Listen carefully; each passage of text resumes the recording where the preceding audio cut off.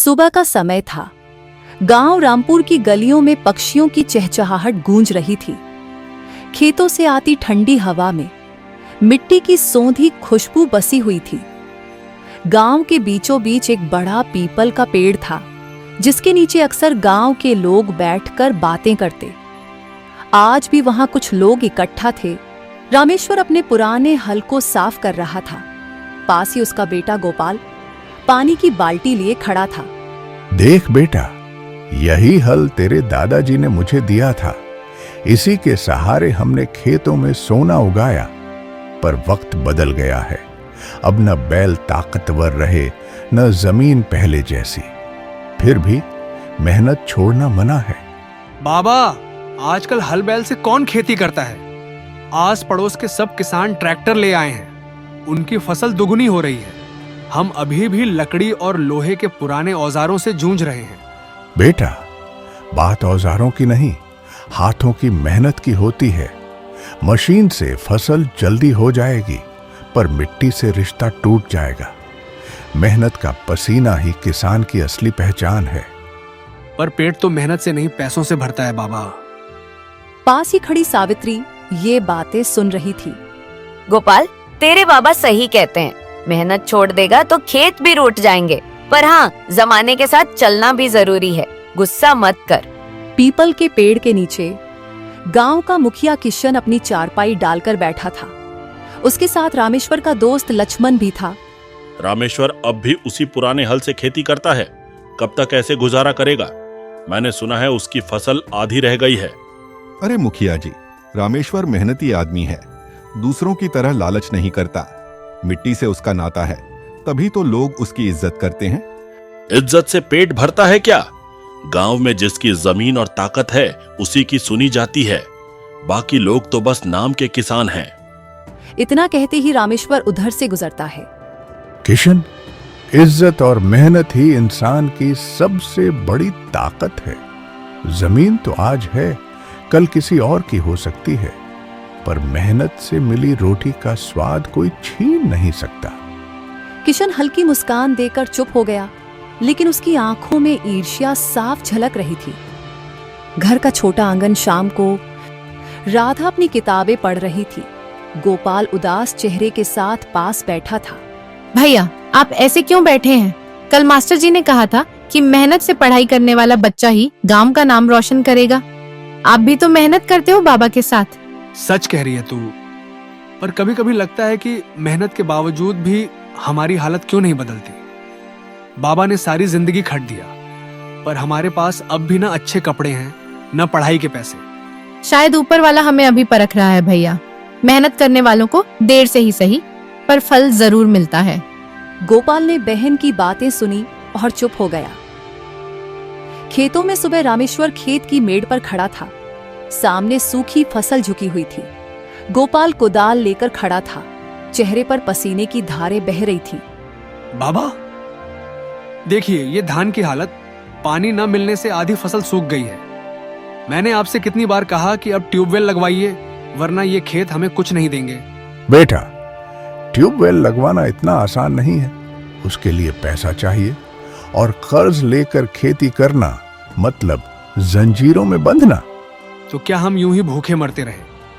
बाकी किसान कर्ज लेकर ट्रैक्टर और मोटर चला रहे हैं, और देखो उनकी फसल कैसी हरी भरी खड़ी है। बाबा, अगर समय के साथ न बदले तो मेहनत भी बेकार हो जाती है। रामेश्वर ने बेटे के चेहरे की ओर देखा, जिसमें गुस्सा और बेचैनी दोनों थे। उसने हल्की मुस्कान दी।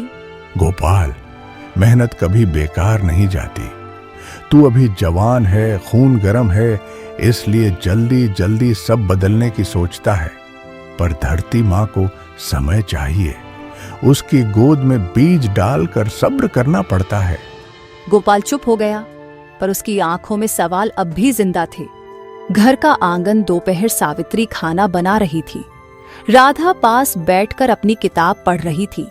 अम्मा, मास्टर जी ने कहा कि अगर मैं अच्छे नंबर लाऊं तो मुझे शहर के स्कूल में पढ़ने का मौका मिलेगा, पर वहाँ फीस लगेगी ना?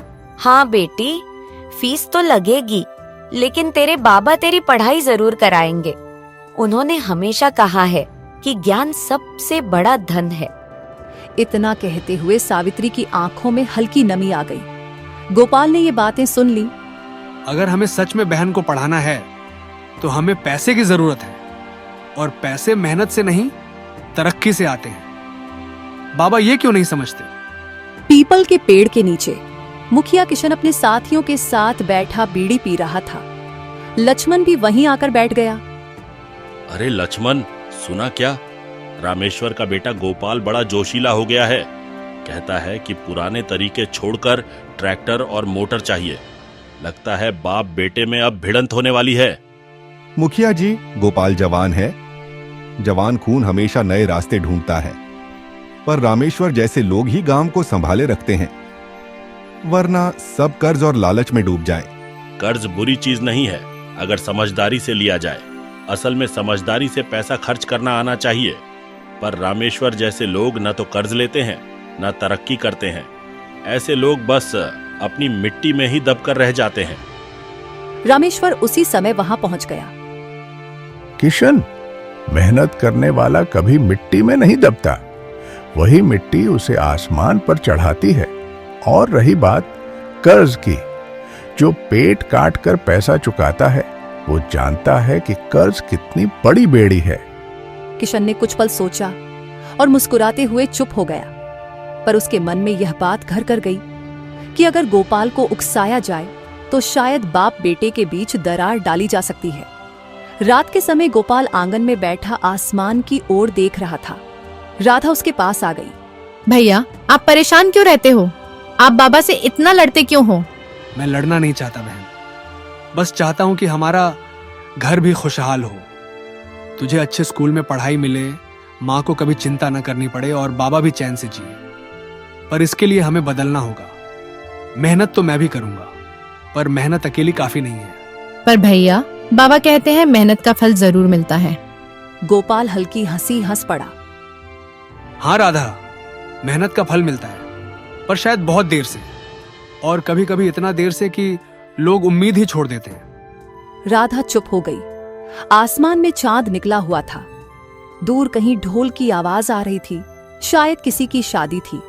पर गोपाल का मन बेचैन था। वह कुछ करना चाहता था, कुछ बदलना चाहता था। कहते हैं, जब इंसान के मन में बेचैनी घर कर जाए तो उसका हर कदम किसी नए मोड़ की तरफ बढ़ने लगता है। गोपाल अपने सपनों और पिता की परंपराओं के बीच फंसा था। इस बीच गांव का मुखिया किशन उसकी कमजोरी को पहचान चुका था। और जब लालच और जोश का मिलन होता है तो हालात अक्सर खतरनाक मोड़ ले लेते हैं। खेत की पगडंडी। गोपाल अकेला खेत की ओर जा रहा था। हवा में धूल थी और सूखे पौधों की सरसराहट सुनाई दे रही थी।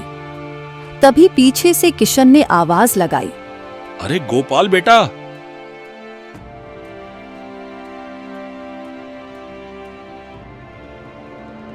अकेले कहां जा रहे हो? चेहरे पर बड़ी चिंता दिख रही है। मुखिया जी, चिंता ना हो तो क्या हो, हमारी फसल आधी सूख गई है। बाबा पुराने तरीकों से खेती करते हैं और मैं देखता हूं कि हमारी हालत बदतर होती जा रही है। किशन ने अपनी मूंछों पर ताव दिया और चालाकी से बोला। बिल्कुल सही कह रहे हो। तुम्हारे बाबा मेहनती हैं, इसमें कोई शक नहीं। पर जमाना मेहनत से नहीं, अकदल और तरक्की से चलता है। देखो, मैंने भी खेतों में मोटर और ट्रैक्टर लगाया है। अब मेरी पैदावार दोगुनी है। तुम चाहो तो मैं तुम्हारी मदद कर सकता हूँ। मदद कैसे? गांव में मेरी पहुंच है। पैसे वालों से बात करके मैं तुम्हें कर्ज दिला सकता हूँ। उससे तुम ट्यूबवेल लगवाओ, ट्रैक्टर खरीदो, फिर देखना तुम्हारा खेत भी सोना उगलेगा। गोपाल कुछ देर सोचता रहा। लेकिन बाबा कहते हैं कर्ज लेना बेड़ियां पहनने जैसा है। फिर अगर फसल न निकली तो? अरे बेटा, यही तो फर्क है तुम्हारे बाबा और तुम्हारे सोच में। तुम्हारे बाबा डरते हैं, इसलिए हमेशा पीछे रहेंगे, और तुम अगर हिम्मत दिखाओगे तो गांव में तुम्हारा नाम होगा। सोचो, तुम्हारी बहन की पढ़ाई, तुम्हारी माँ की खुशियां, सब आसान हो जाएगा। गोपाल का मन डगमगा गया। घर पर रात को सावित्री चूल्हे के पास बैठी थी। रामेश्वर खाट पर लेटा आसमान ताक रहा था। गोपाल अंदर बाहर चक्कर काट रहा था। क्या बात है गोपाल, क्यों ऐसे टहल रहे हो? अम्मा, क्या कभी सोचा है कि हम हमेशा गरीबी में क्यों जीते हैं? क्यों हमारी हालत कभी नहीं बदलती? मेहनत तो बाबा ने जिंदगी भर की, लेकिन आज भी हम वहीं के वहीं हैं। गोपाल, हालात बदलने के लिए हिम्मत चाहिए, पर हिम्मत का मतलब लालच नहीं होता। मैंने हमेशा ईमानदारी से खेत जोता है, चाहे कम मिला, पर चैन की नींद सोया हूं। पर बाबा, अगर थोड़ी अक्ल और तरक्की के साथ मेहनत हो तो सब बदल सकता है। मैंने मुखिया से बात की, वो कह रहे थे कि कर्ज लेकर ट्यूबवेल लगवा सकते हैं। रामेश्वर झटके से उठ बैठा। कर्ज? मैंने तुझसे कितनी बार कहा है, कर्ज इंसान को अंदर से खोखला कर देता है। आज मदद लगेगी, कल गले की फांस बन जाएगी। गोपाल, मैं तेरे लिए ये जहर कभी मंजूर नहीं करूंगा। कमरे में खामोशी छा गई। गोपाल का चेहरा तमतमा रहा था, पर उसने कुछ नहीं कहा और बाहर चला गया। अगले दिन गोपाल नदी किनारे बैठा था। लक्ष्मण वहां लकड़ी लेकर जा रहा था। उसने गोपाल को उदास देखा और पास बैठ गया। क्या बात है गोपाल, तेरी आंखों में आग भी है और उदासी भी। चाचा, मैं बदलना चाहता हूं अपने घर की हालत, अपनी बहन का भविष्य, पर बाबा हमेशा कहते हैं कि मेहनत ही काफी है। क्या सिर्फ मेहनत से ही सब कुछ बदल जाता है? बेटा, मेहनत ही नींव है, लेकिन हाँ, अकद और वक्त के साथ चलना भी जरूरी है। फर्क बस इतना है कि मेहनत के साथ धैर्य चाहिए। जो बिना धैर्य के शॉर्टकट्स लेता है वो जल्दी गिर भी जाता है। तो चाचा, क्या मैं गलत सोच रहा हूं? गलत या सही का जवाब वक्त देगा, पर इतना जान ले, अगर तेरे मन में लालच ने जगह ले ली तो मेहनत भी बेकार हो जाएगी। याद रख, मेहनत का फल देर से मिलता है, लेकिन पक्कर ही मिलता है। गोपाल चुप हो गया। उसके मन में अब बाबा की बातें, मुखिया की चालाकी और लक्ष्मण की सीख तीनों गूंज रही थीं। रात को राधा ने अपने भाई से कहा, भैया, मास्टर जी ने आज फिर कहा कि मैं अच्छे स्कूल में जा सकती हूँ। आप मुझे वादा करो कि आप मुझे पढ़ाओगे। गोपाल ने बहन की आंखों में देखा। उसमें उम्मीद और भरोसा चमक रहा था। हाँ राधा, चाहे कुछ भी हो जाए, मैं तुझे पढ़ाऊंगा, पर उसके लिए मुझे कुछ कदम उठाने होंगे। बाबा शायद समझें या न समझें, पर मैं तेरे लिए हर जोखिम उठाने को तैयार हूं। राधा मुस्कुरा दी, पर उसे अंदाजा नहीं था कि उसका भाई किस रास्ते पर जाने का सोच रहा है। जब सपनों और हालात की लड़ाई होती है तो इंसान को ऐसे फैसले लेने पड़ते हैं जिनका बोझ पूरी उम्र उठाना पड़ता है। गोपाल अपने परिवार की हालत सुधारने के लिए बेताब था और किशन जैसे लोग उसकी इस बेचैनी को भांप चुके थे। अब गांव की हवा बदलने वाली थी, क्योंकि मेहनत और लालच की टक्कर सामने आने वाली थी। गांव की चौपाल किशन कुछ गांव वालों के साथ बैठा था। उसने बातों बातों में गोपाल का जिक्र छेड़ दिया। अरे भाइयों, ये जमाना मेहनत का नहीं, समझदारी का है। देखो, जो किसान मशीनों और मोटर का इस्तेमाल कर रहे हैं उनकी हालत सुधर रही है, और जो अब भी बैल हल पर अटके हैं वे भूखे मरने को मजबूर हैं। वैसे रामेश्वर का बेटा गोपाल बड़ा होशियार निकला है, लगता है जल्द ही कुछ नया करेगा। गांव के कुछ लोग सहमति में सिर हिलाने लगे। किसी ने कहा, हाँ, गोपाल की सोच अलग है, तो किसी ने जोड़ा, पर रामेश्वर तो अड़ियल है। किशन मन ही मन मुस्कुराया। यही तो वह चाहता था, बाप बेटे में दूरी बढ़े। घर का आंगन।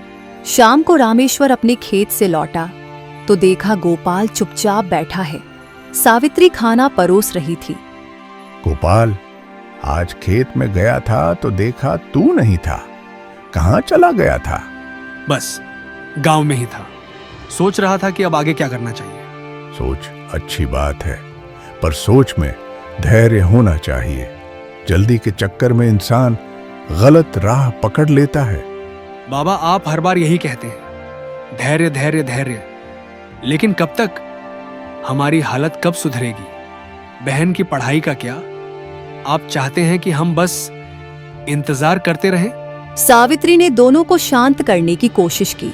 बस करो तुम दोनों, झगड़ा करने से कुछ नहीं होगा, हमें मिलकर रास्ता निकालना होगा। लेकिन उस रात गोपाल को नींद नहीं आई। उसके मन में सिर्फ राधा का चेहरा घूम रहा था। अगले दिन किशन ने गोपाल को बुलाया। गोपाल बेटा, सोच लिया ना? देख, अगर तू तैयार है तो मैं पैसे वालों से बात करके तुझे बीज, खाद और मोटर का इंतजाम करवा दूंगा। तू देखना, इस बार तेरी फसल गांव में सबसे अच्छी होगी। पर मुखिया जी, अगर फसल खराब हो गई तो कर्ज कैसे चुकाएंगे? अरे बेटा, डरपोक बनोगे तो जिंदगी भर कुछ नहीं मिलेगा। सोच, तेरा नाम गांव में चमकेगा, लोग तुझे आगे बढ़ा हुआ किसान कहेंगे, और तेरे बाबा, उन्हें भी आखिरकार मानना पड़ेगा कि बेटा उनसे आगे है। किशन के शब्दों ने गोपाल के दिल में आग लगा दी। गोपाल जब घर लौट रहा था तो रास्ते में लक्ष्मण मिल गया। कहाँ से आ रहे हो बेटा? चेहरे पर अजीब सी चमक है। कुछ खास नहीं चाचा, बस अब मैंने ठान लिया है कि अपनी बहन और परिवार के लिए बड़ा कदम उठाना ही होगा। लक्ष्मण उसकी आंखों में देखते हुए बोला, सुन बेटा, कदम बड़ा उठाना बुरा नहीं है, पर अगर वो कदम लालच की तरफ हो तो उसका अंजाम बुरा होता है। तेरे बाबा की बात मान, मेहनत से देर लगती है, पर जमीन कभी धोखा नहीं देती। गोपाल ने कुछ नहीं कहा और आगे बढ़ गया। उस रात गोपाल ने हिम्मत करके बाबा से फिर बात की। बाबा, मैंने सोच लिया है, इस बार हम मोटर और नए बीज इस्तेमाल करेंगे। इसके लिए मुझे कर्ज लेना पड़ेगा तो मैं लूंगा। आप चाहें तो मुझसे नाराज हो जाइए, पर मैं बहन का भविष्य बर्बाद नहीं होने दूंगा। रामेश्वर का चेहरा लाल हो गया। गोपाल, तू मेरी बात के खिलाफ जाएगा? क्या तुझे अपनी मिट्टी पर भरोसा नहीं? मेहनत छोड़कर कर्ज के सहारे जीना चाहता है? नहीं बाबा, मैं मेहनत छोड़ना नहीं चाहता। मैं सिर्फ ये चाहता हूं कि हमारी मेहनत का फल जल्दी और अच्छा मिले। मैं राधा को पढ़ाना चाहता हूं, माँ को आराम देना चाहता हूं। अगर इसके लिए मुझे जोखिम उठाना पड़े तो मैं उठाऊंगा। कमरे में खामोशी छा गई। सावित्री ने रोते हुए दोनों के बीच हाथ रख दिया। बस और कुछ मत कहो, घर टूट जाएगा। बेटा, बाप बेटे का रिश्ता मत तोड़ो। रामेश्वर खामोश हो गया, लेकिन उसकी आंखों में आंसू थे। उसने पहली बार महसूस किया कि उसका बेटा अब छोटा नहीं रहा। अगले दिन राधा ने भाई को जाते हुए रोका। भैया, आप बाबा से क्यों इतना लड़ते हो? मैं पढ़ना चाहती हूँ, पर इसके लिए आप और बाबा अलग ना हो जाओ। गोपाल ने बहन के सिर पर हाथ फेरा। नहीं राधा, मैं और बाबा अलग नहीं होंगे। मैं सब ठीक कर दूंगा। बस तुम पढ़ाई में मन लगाओ, बाकी सब मैं देख लूंगा। राधा मासूमियत से मुस्कुराई, लेकिन उसका दिल डर से कांप रहा था। हर कहानी का एक मोड़ आता है जब इंसान को अपने फैसले की कीमत चुकानी पड़ती है। गोपाल ने अपने सपनों और परिवार की खातिर जो कदम उठाया था, अब उसका अंजाम सामने आने वाला था। क्या मेहनत और धैर्य जीतेंगे या लालच और जल्दबाजी? यही फैसला इस गांव की धरती करने वाली थी। किशन की मदद से गोपाल ने पैसे वालों से कर्ज ले लिया। उसने खेत में मोटर लगवाई, नए बीज खरीदे और बड़ी उम्मीदों के साथ काम शुरू किया। अब देखना, मेरी फसल पूरे गांव में सबसे अच्छी होगी। बाबा को भी मानना पड़ेगा कि मैंने सही किया। उसके चेहरे पर जोश था, पर रामेश्वर दूर खड़ा यह सब देख रहा था। उसकी आंखों में चिंता और डर दोनों थे। शुरुआत में फसल सचमुच हरी भरी दिखने लगी। गांव वाले तारीफ करने लगे। वाह गोपाल, तेरी फसल तो सच में लहलहा रही है। देखो, ट्रैक्टर और मोटर ने कमाल कर दिया। गोपाल का सीना चौड़ा हो गया, लेकिन अचानक मौसम ने करवट बदली। कुछ ही दिनों में तेज आंधी बारिश आई और खेत का आधा हिस्सा बर्बाद हो गया। हे भगवान, ये क्या हो गया? मेरी सारी मेहनत। बेटा, यही फर्क है धैर्य और जल्दबाजी में। धरती माँ मेहनत का फल देती है, पर उसका अपना समय होता है। तूने कर्ज का बोझ ले लिया, अब ये तुझे ही चुकाना होगा। गोपाल की आंखें भर आईं। कुछ दिनों बाद कर्ज देने वाले लोग गांव में आ धमके। गोपाल, अब वादा पूरा कर, ब्याज समेत पैसा लौटाना होगा, वरना जमीन हमारी हो जाएगी। गोपाल चुप रहा। सावित्री और राधा रो पड़ी। रामेश्वर आगे बढ़ा। ये जमीन मेरी है, मेरे बाप दादाओं की है। चाहे जान चली जाए, पर इसे मैं बिकने नहीं दूंगा। तुम लोग वापस जाओ, हम मेहनत करेंगे और पैसा लौटाएंगे। ठीक है, देखते हैं तुम्हारी मेहनत कितनी काम आती है। उस दिन से पूरा परिवार एकजुट होकर खेत में जुट गया। रामेश्वर और गोपाल दिन रात मेहनत करने लगे। सावित्री भी खेत में साथ देने लगी। राधा स्कूल से लौटकर घर के छोटे मोटे काम संभालती। बाबा, मुझसे गलती हो गई। मैंने जल्दी में गलत कदम उठा लिया, पर अब मैं आपके साथ हूं। कर्ज मैं ही चुकाऊंगा, चाहे जान लगा दूं। गलती हर इंसान से होती है बेटा। असली इंसान वही है जो गलती मानकर उसे सुधारता है। अब हम मिलकर मेहनत करेंगे, यही हमारी ताकत है। धीरे धीरे उनकी मेहनत रंग लाई। थोड़े समय बाद खेतों में नई फसल खड़ी हुई। गांव वाले फिर इकट्ठा हुए। देखा भाइयों, मेहनत कभी धोखा नहीं देती। गोपाल ने भी समझ लिया कि शॉर्टकट का रास्ता हमेशा खतरनाक होता है। मैंने तो बस सलाह दी थी, पर लगता है मेहनत ही असली कुंजी है। फसल बिकने पर उन्होंने धीरे धीरे कर्ज चुकाया। परिवार फिर से चैन की सांस लेने लगा। एक रात आंगन में सब बैठे थे। गोपाल हंसते हुए बोला, बहन, अब तू मन लगाकर पढ़ाई कर।